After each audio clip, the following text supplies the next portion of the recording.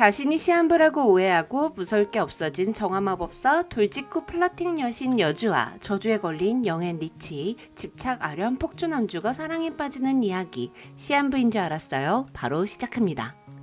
남주 아스라한 칸델, 제국 제1의 검 전쟁기 괴물이라 불리우는 아스라한은 죽음의 냄새가 나는 저주에 걸려 하루하루 죽지 못해 살아가고 있었습니다. 그에게는 누군가와 사랑을 나누는 것도 행복한 미래도 그려지지 않았죠. 그러던 어느 날 분홍빛 머리칼에 보라색 눈동자를 가진 여자가 자신은 정화마법사이고 저주를 풀어줄 테니 3개월만 계약연애를 하자며 동거를 제안합니다. 그런데 이 여자, 내 몸에서 나는 썩은 냄새를 못 맡는 건지 오늘 하루만 사는 듯 앞뒤 가리지 않고 저돌적으로 들이대는데 당황스럽지만 이상하게 싫지가 않아요. 자꾸 마음이 열립니다. 블랑쉐 공작가의 공녀 라리에트, 유난히 자주 아프고 피곤해서 찾은 의원에서 몸 안에 있는 만화회로가 꼬여 3개월 안에 몸이 터져 죽게 될 거라는 시한부 선고를 받습니다.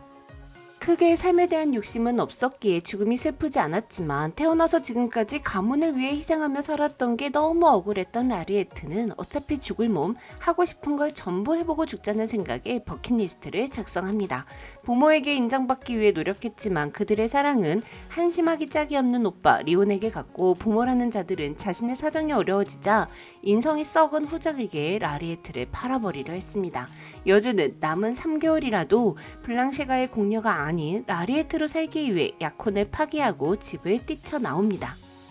그리고 죽기 전 꼭 이루고 싶었던 잘생긴 남자랑 연애하기를 실현하기 위해 제국의 공작 아스라한에게 접근하죠.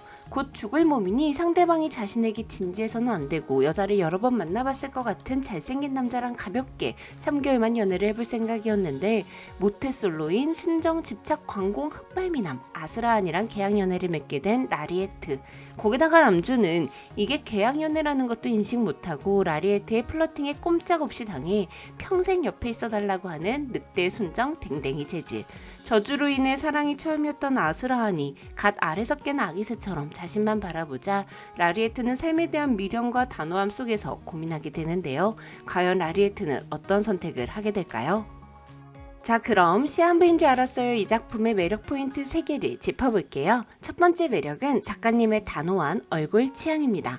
로맨틱 코미디 판타지 장르라고 볼 수 있을 정도로 웃음 포인트가 많고, 미남은 다다익선이라든지 머리 색깔이 뭐가 중요하냐 잘생긴 게 중요하지와 같은 명대사를 남기며 작가님의 미남 선호 사상을 여주가 대변해주고 있어 읽는 내내 작가님과 함께 주접다는 기분이었어요. 두 번째 매력은 서로를 만났고 사랑하여 서로를 그늘에서 꺼내주는 애절한 쌍방구원 서사에 있습니다. 라리에트의 정화 능력으로 아스라한은 자신을 20년 동안 괴롭게 하던 저주에서 풀려났습니다. 아스라한을 저주 속에서 구원한 것이 라리에트라면 라리에트를 구원한 것 또한 아스라한이었어요. 라리에트는 가질 수 없는 것이 많았기에 의식적으로 아무것도 바라지 않는 삶을 살았습니다. 아스라한이 없었더라면 라리에트는 아무런 삶의 이유도 찾지 못하고 그저 죽을 날만을 기다리며 살아있더라도 죽음보다 못한 삶을 살았을 겁니다. 하지만 시한부라는 OS 속에서 아스라한을 사랑하고 사랑받으면서 하루 1시간 1분을 아쉬워하게 되고 죽음보다도 삶보다도 소중한 존재가 생기게 되죠. 별거 아닌 일상이라고 여겼던 삶이 얼마나 소중한지, 자연이 흘러가는 시간 속에서 울고 웃고 투정 부리던 나날들이 얼마나 귀하고 아름다운지 알려주는 작품이에요. 세 번째 매력은 알테오 신전의 차기 교황이자 서브 남주인 도아 벨리온인데요. 라리에트를 치료하기 위해 신분을 숨기고 장난삼아 공작성에 오게 된 대신간 도아 벨리온은 자신과 비슷한 수준의 만화를 가진 라리에트에게 흥미를 느끼게 됩니다. 어차피 서브남인 거 뻔히 알아서 깊게 마음 안 주려 했는데 서브남인 걸 알면서도 빠질 수밖에 없는 서사가 있어요. 도아가 널 사랑해서 미친 것 같아 라고 할 때 진짜 눈물이 콸콸콸. 별거 아닌 대사 같죠? 근데 네이버 시리즈에서 94화를 직접 읽어보시면 여기가 왜 눈물 바다가 될 수밖에 없는지 이해하실 거예요.